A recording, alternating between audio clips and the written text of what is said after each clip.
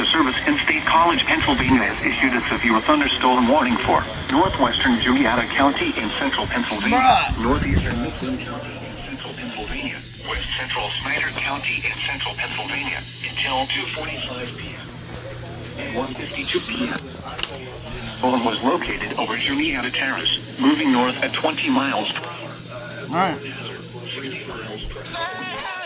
Oh wow, 104, oh wow, Giant K's are going off.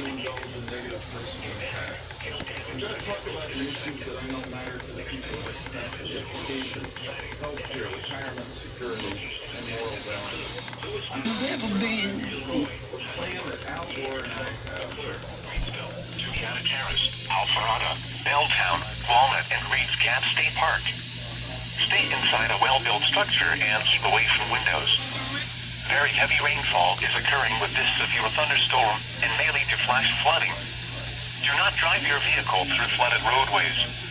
Repeating, a severe thunderstorm warning has been issued until 2:45 p.m. for the following counties: Juniata, Mifflin, and Snyder.